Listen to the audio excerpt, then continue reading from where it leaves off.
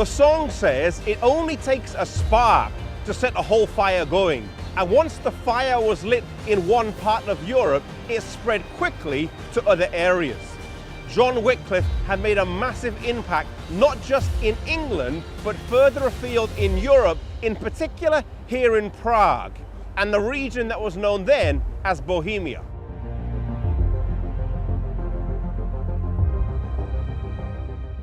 John Huss was of humble birth, and his father died soon after he was born.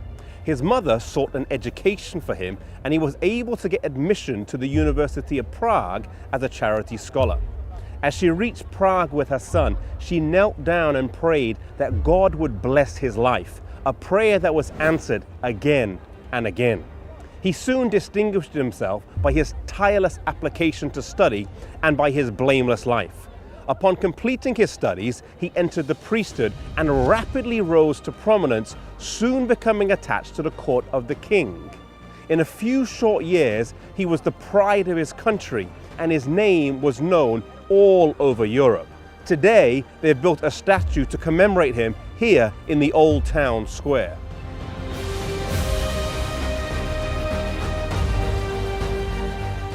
Several years after becoming a priest, Huss was appointed preacher of the Bethlehem Chapel here in Prague. The founder of this particular chapel had advocated as a matter of importance the preaching of the scriptures in the language of the people. At that time, there was a large degree of ignorance concerning the Bible, and Huss also believed that it was vitally important to preach the scriptures in the language of the people.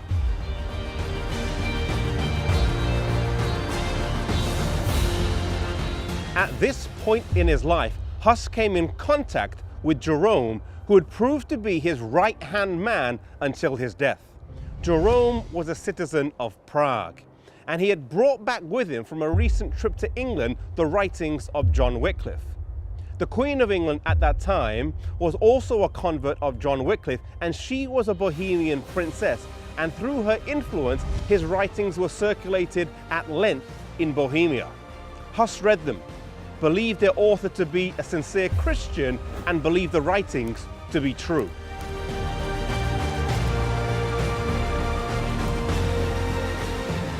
Huss's impact was growing, not just here in his homeland, but also in neighboring Germany. And soon news of the work here in Prague reached Rome, and he was summoned to appear before the Pope. To go would be fatal.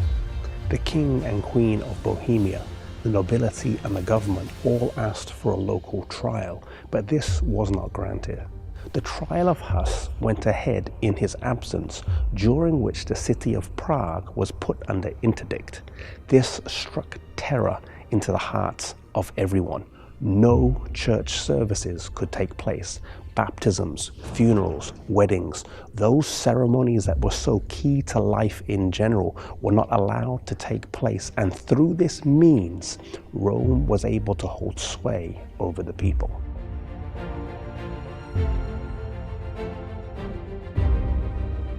The city was in turmoil, and Huss withdrew to his native village, but he continued to travel to the surrounding countryside where he was able to preach to eager crowds. When the danger and excitement had subsided, he was able to return to Prague, where alongside with Jerome, he was able to continue his work.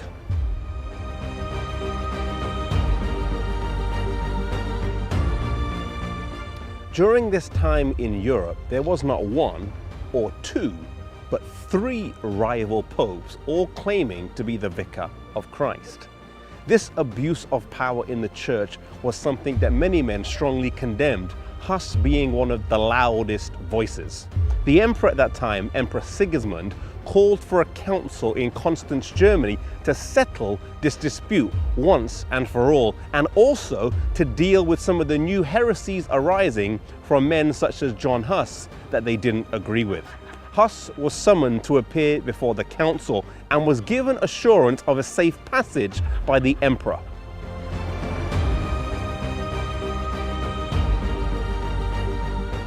Even though he came of his own free will and under the protection of the emperor, upon his arrival, Huss was thrown into prison. The building behind me was used as a prison, and it's believed he was held in the Round Tower.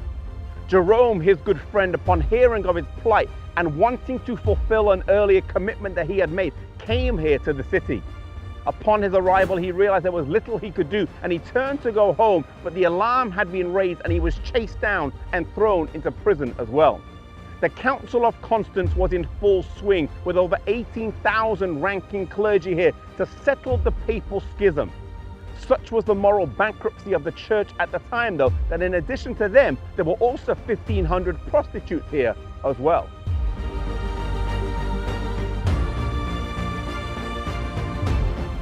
Both were brought to this church at different times and with vastly different experiences. Huss was brought here, and it's believed he sat in row 24 and gave a resolute and powerful defense of his faith. Jerome sadly initially recanted in September of 1415. The papists wanted a fresh confession and brought him here on the 23rd of May 1416. His conscience had been bothering him, and under the impression of the Holy Spirit, he regained his courage and faith and came here and gave a defense of the Bible once again and pledged himself to stand by it and recanted his former recantation.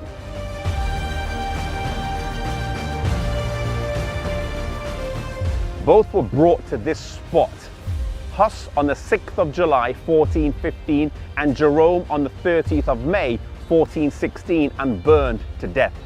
Both bore themselves with courage right until the end, with one commentator saying, both bore themselves with constant mind when the last hour approached. They prepared for the fire as if they were going to a marriage feast. They uttered no cry of pain. When the flames arose, they began to sing hymns, and scarce could the vehemency of the fire stop their singing.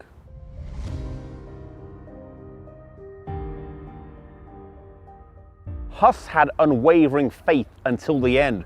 Jerome lost his, then regained it, but both died as heroes. Today, if you stumble or fall in your spiritual walk, know that you can regain the steadfastness, the courage, and the faith through the power of God. May today we have the courage of heroes and the faith of martyrs.